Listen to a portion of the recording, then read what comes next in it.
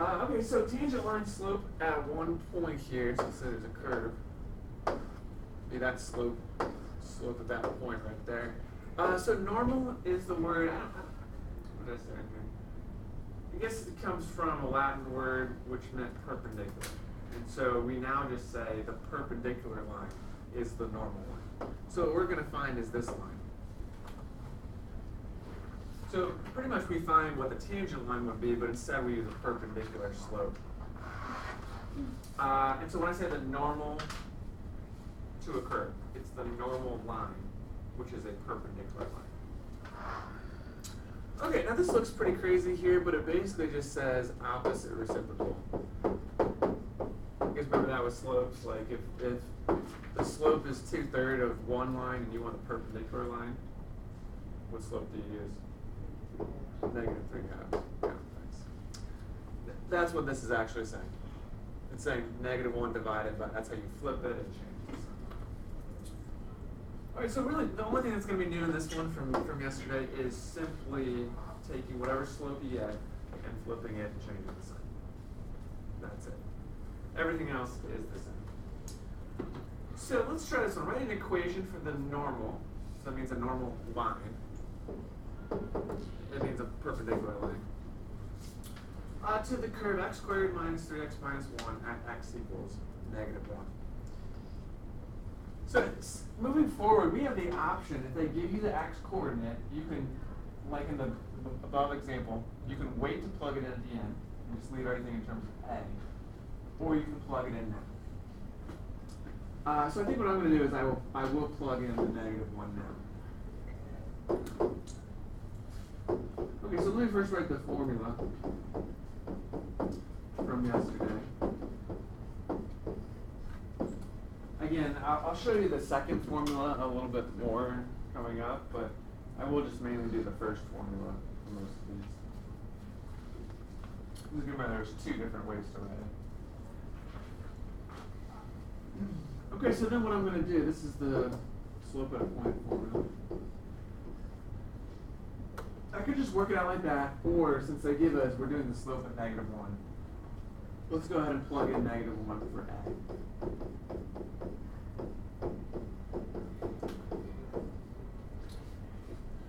So I plug in -1 for a, and then I can put in these, -1 plus h, -1, into the function. And then we'll evaluate. Sorry, one sec.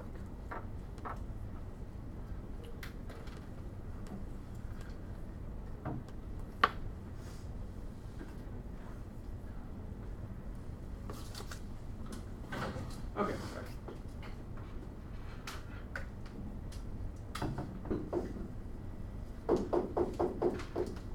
Okay, so we do this first one. I plug in -1 plus h wherever I see x in that function.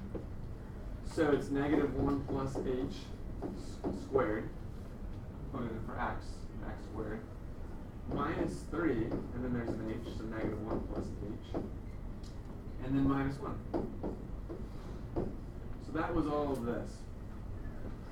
Wherever you see x, in that function you put in -1 plus h. Then I bring down this negative sign, and then I evaluate f of -1. So now I just put in -1, and I'm just going to do it off to the side because I just want to put a number in there. So, or you can do it in your head if you want, or on a calculator. And so I'm really just plugging in -1 to the function. So this will be +1, this will be +3, and then -1. And so we get 3. When we put it over h, we just have to simplify that, and some things should cancel.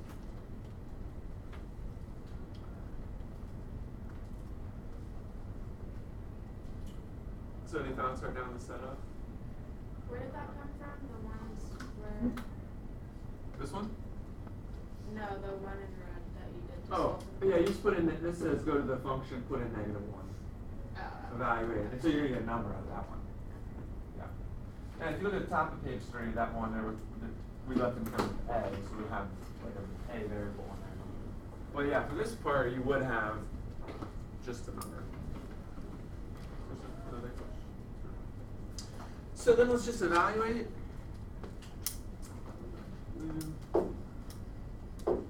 So the first one I'm going to FOIL. So just so I don't have to write it all out, so put it off to the side. -1 times -1 is +1. Outside and inside are negative h. Alright, h times -1 is negative h, and h times -1 is negative h. So that's -2h. And then h times h is h squared.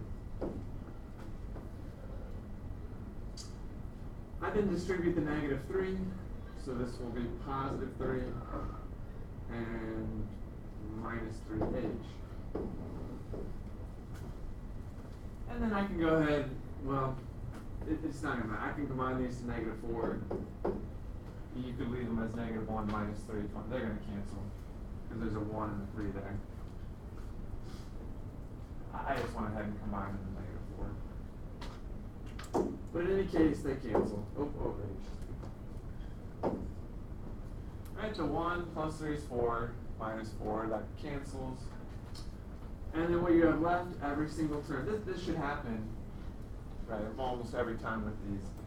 The numerator, every term has an h, and you can factor that out.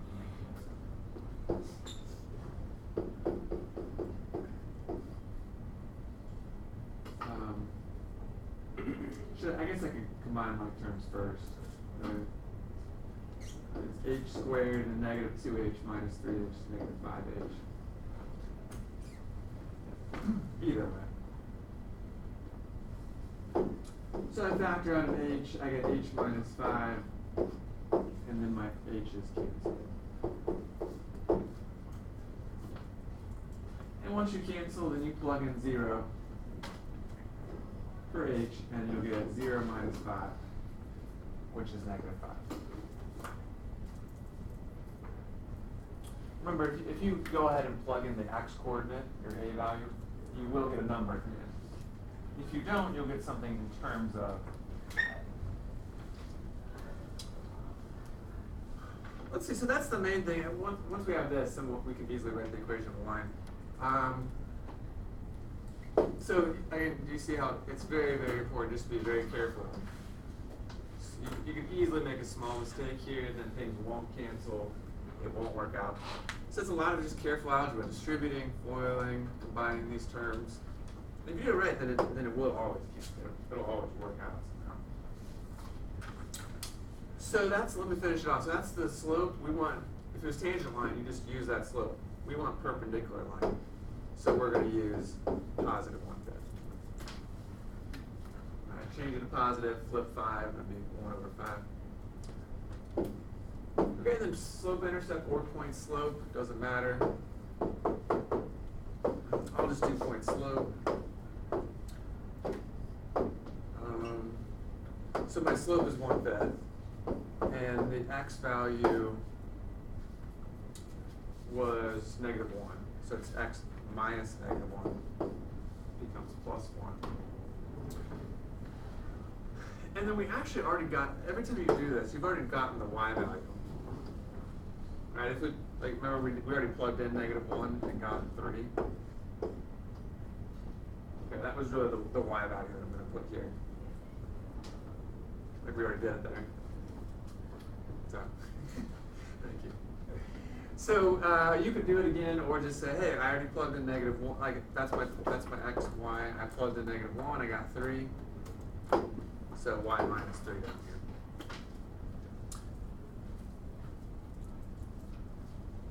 Let's go ahead and finish this one. Distribute the 1/5 x, or 1/5. So you get 1/5 x, and 1/5 times 1 is 1/5. And then we just add 3 to both sides. So what, it'll be 3 and 1/5. 3 and 1/5.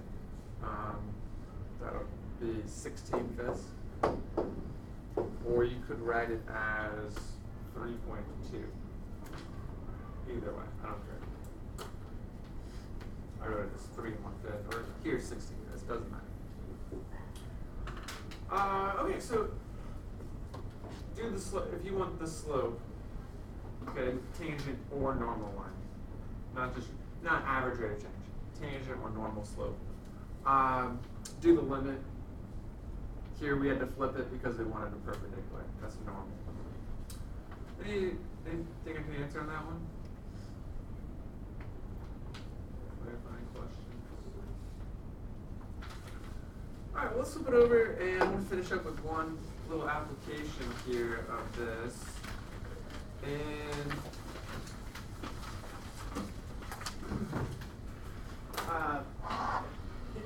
it's something that at some point every year some of the students are like, well, we do these types of questions in physics. And I'm like, well, we do them in here too. So if you've taken physics, yeah, we like doing this stuff. Right if you've taken it or are currently taking it, yeah, you might have already seen stuff like this. Basically, so you're on like, you're at some height. You're here at rooftop of 160 feet, and you're here. I know, I'm an excellent artist. You're throwing a ball straight down.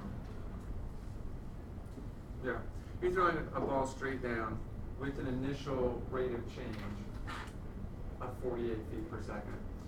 And basically, here's the function they give you.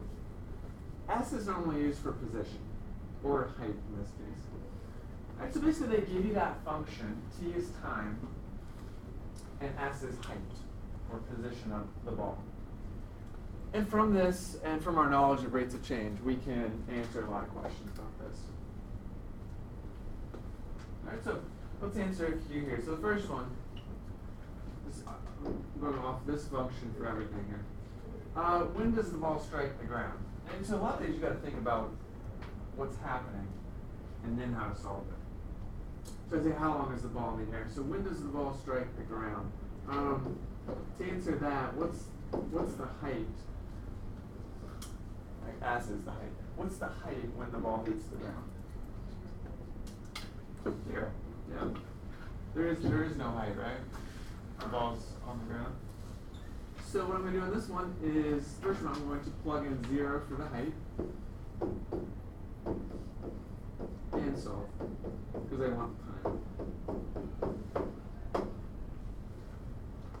By the way, not every one of these really has calculus. For example, this one does not. Okay, so the ball strikes the ground when the height position is 0. We saw this. Now, I want to remind you, quadratic formula will always work on these, so if you're not sure, quadratic formula is the answer. I think we can factor though. GCF of negative 16.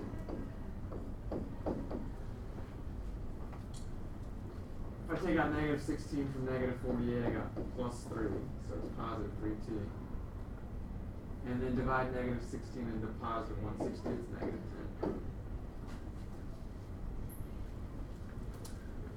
Okay, let's see, so let's just factor here. So this will work as a trinomial. Plus 5 and negative 2. Yeah. So we get negative 5 and we get 2 for time. Since this is an actual application question, well, negative 5 shouldn't work as a time.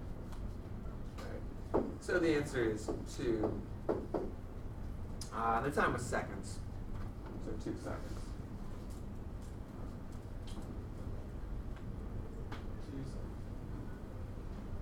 So again, that one is more just, hey, quadratic, you got to solve it, quadratic formula would work, or try factoring first. Okay, kind of keep moving here. That one, set the position equals 0. A lot of these you really got to say, all right, what do I know and what do I need? You got to start with what you know. Decide what you're doing. We set this one equal to 0 and solve. The next one is AROC. What's the average rate of change?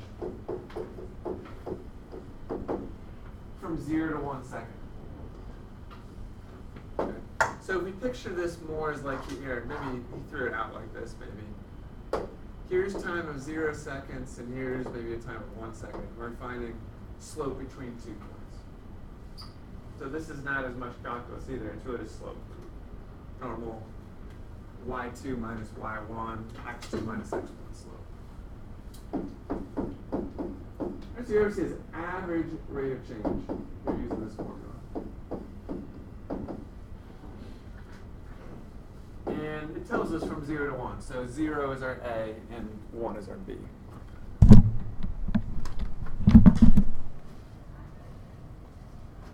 Let's see, so I'm just going to plug it in. F of 1 is B minus F of 0 is A over 1 minus 0.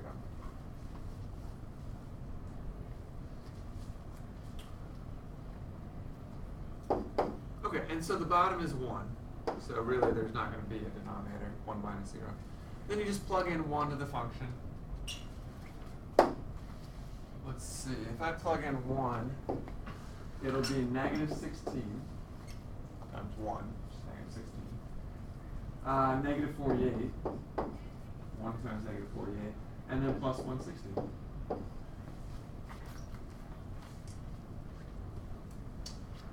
And again, you don't have to write this work down if it was a test question. You can just put in your calculator and get an answer if you want. Let's see, negative 64, and this would be 160, so that should be 96.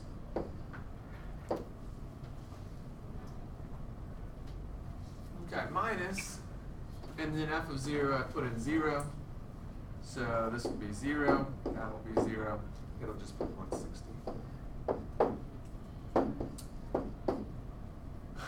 So we get negative 64. Denominator is just 1. And the rate they gave us from above is feet per second. Alright, so what that means is between those 2 points, between the time of 0 and 1, that's the average, I guess it's the average rate of change of the ball. And then what we'll do in a second is we'll find, hey, what's an instantaneous rate of change? You have one moment in time. What's the rate of change? It's kind of like when you're driving a car. You can calculate your average rate of change between where you start and where you end. But what your speedometer, what that says is just at that exact moment in time what your speed is. That's what we're doing. Yeah. So how come we get a negative answer from 0 to 1 seconds, but in the first question it shows the positive one instead of the negative? Yeah, because this is time. We can only have positive time. This is well, speed is always positive. Rate of change, it's going down. That's what this indicates. That's going down. If we were throwing the ball up, then it would be maybe from 0 to 1. It'd be like this. Oh, I see. And then it would be positive up to here, but then it'll be negative after that. So the overall average might still be positive a little bit. But yeah, it's basically because it was going down. Yeah, thank you. I forgot to mention that. That's a good question. Keep going. Anything else? No. No? Okay. So the next three guys just go together. We got to do a limit question, and then they're all asking the same thing. Right? They're all asking, based on that limit, what's the instantaneous rate of change? Let's see, so what's the instantaneous rate of change at any time?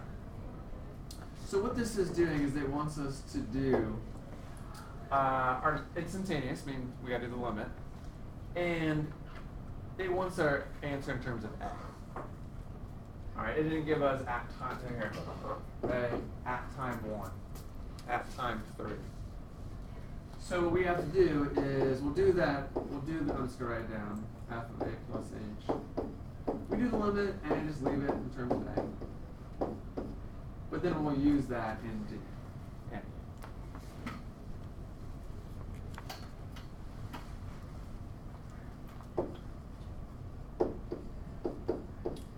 okay, so this one is going to be very similar to the last one we did, where it was like x squared plus 3x, whatever that one was. Okay, but I gotta leave it in terms of A. So here we go, I'm gonna evaluate this one, f of A plus h. So I'm going to my function, the negative 16t squared. I guess I'm plugging in for t. So I'm plugging A plus h in for t. So it's negative 16 and then a plus h squared. And that's minus 48t, so minus 48, I'm plugging in a plus h. And then plus 160.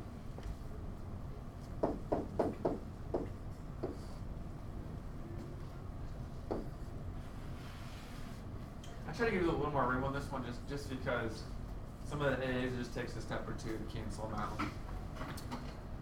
So that was the first one, and then I have minus sign, and then I gotta do f of a. And f of a is literally the function with a plugged in. Okay, now notice right here, this is where there's more than one terms, it's not just a number, so I do need to put it in parentheses. That's not right. So it's negative 16, what else? A squared minus 48a plus 160. And again, if you don't do this negative sign right there and then put in parentheses, that's where you'll do a problem like this and things won't cancel. Which is very important to do the parentheses, distribute, and things will cancel. So this was the a plus h one we plugged in. This is just a. We put all over h. Careful algebra here, and a lot of things will cancel. Okay. So a lot of careful algebra. First, I need to leave the negative 16, and then I need to FOIL this. All right, a plus h. We did this one yesterday. It'll come up a lot in the future. A plus h squared is a plus h times a plus h. So let's do it again. A times a is a squared. The outside and the inside are both ah. So it's 2ah. And then the last is h times h, so it's h squared.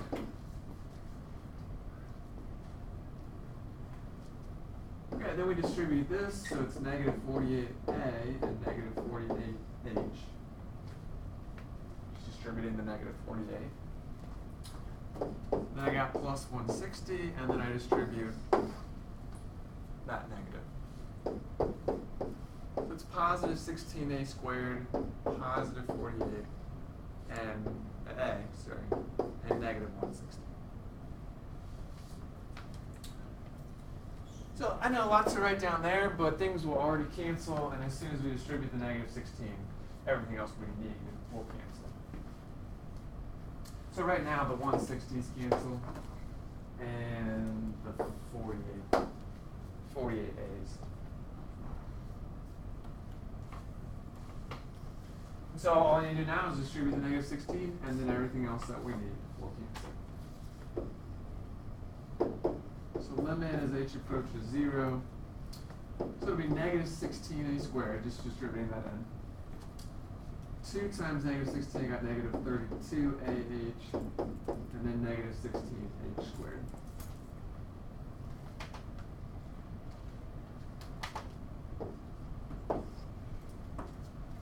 Let's see, then down here, all I've got left is the negative 48h and the plus 16a squared.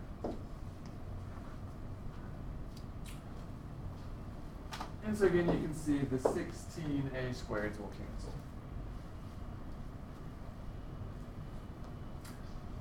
Now everything we need in the numerator here has an h in it. That's what we're looking for, is to cancel out h. You can't do it until every single term does. So let me finish this one up over here.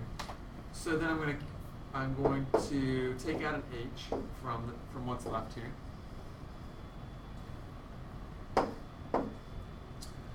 So from the negative 32ah, I got negative 32a left. Here I'll have a negative 16h. And then here I'll have a negative 48.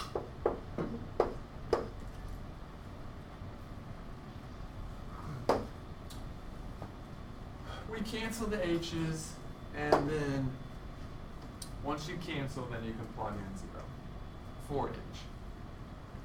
So I can plug in 0 right here for h, and that's gone. And so here's my expression, negative 32a minus 48.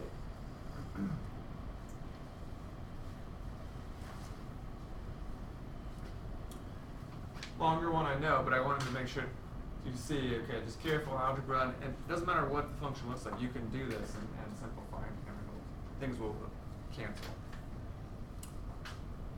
So similar to the last one, but a little more, just gotta be careful, a little more foiling and distributing. Let me go and finish this up, because, and then I'll see if there's questions. So basically that's an expression, that's the slope, the instantaneous rate of change at any time. Normally I say point, any time. So if in D, if they want the instantaneous rate of change at 1, you just plug in 1 for A. They wanted it at 5, you plug in 5. You know, whatever time they wanted. So negative 32 minus 48, negative 80. So again, we did an average rate of change, but the instantaneous at time of 1, that exact tangent slope is negative 80 feet per second. Again, think about a car. When you're looking at it on the dashboard, that's how fast you're going at that one moment in time. And let me answer E. What is the instantaneous rate of change? Same question as before. When the ball strikes the ground. Well, I think it was in part A, we found the ball struck the ground 2 seconds? Yeah. From part A, that's what we did in part A. The ball hit the ground at 2 seconds, and so this, then, it's the same question as D, just plug in the 2.